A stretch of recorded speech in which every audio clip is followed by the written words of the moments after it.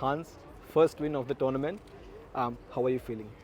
I feel good, but I really this time control is like is so annoying because you feel like you're getting so close. Yeah. You feel like the win's gonna come, and then 50 minutes just appears, and then they have time to recover, regroup. Like he was in time pressure 3 different times, so I'm sure that if he didn't get this extra 15 minutes, I would have won smoother. And then I got so frustrated, I made a mistake. But as Kramanik told me, the way you have to win is you just pretend like you're doing something, and then once they're in time pressure, then you pounce. So that's what I did, and not the smoothest way, but I sort of, he became fatigued and tired at the end. Do you think it was a critical moment he missed or something? Yeah, so at some point he played rook f5 and then I played rook g1, and then he went like knight c5, knight to a4. None of it really made sense.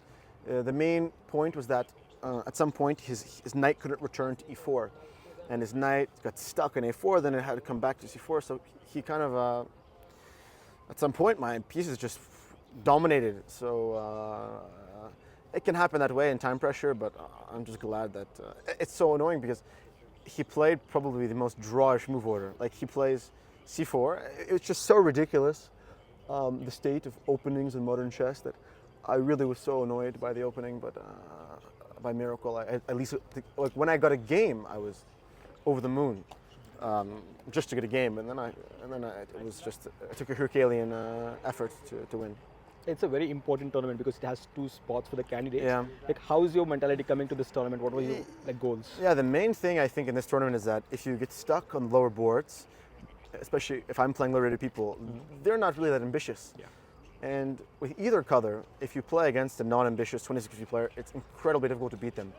So hopefully, with this victory, I'll start to play against people who are ambitious, and then with ambition, things can happen, right? It's kind of like a tango, it takes 2 people. So if one person wants to draw and they're a very strong player, there's not much. It's very, very hard. Yeah, how's your preparation for the tournament? Are you doing anything very specific for this tournament? I played the Spanish League, which had quite a similar field to this. So I thought it'd be a good warm-up to play against players of similar strength, around 26, like say 20 to 50. And then obviously you play much stronger opponents in later rounds.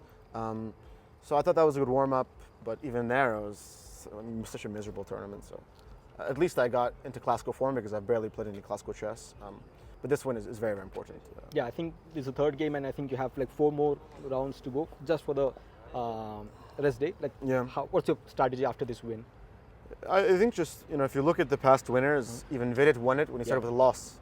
So it's not a tournament where you need to go all in from the beginning.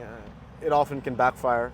So just play good chess and see what happens. It's not I would say that the World Cup suits me better, so it's not like this is a end-all be-all when it comes to the candidates qualification. Is there any specific player you're waiting to, play in this tournament or something? Not really, no. I think there are many competitors. There's no one, let's say, favorite. Yeah, so great game today, and all the very best for the rest of Thank you. Thank you. Why I prefer whites? No, just make for black. It's black soldier. Okay, thank you. Sure, of course. Yeah. Thank you so much. You got it. No problem. Nice to see you. All the best for the tournament.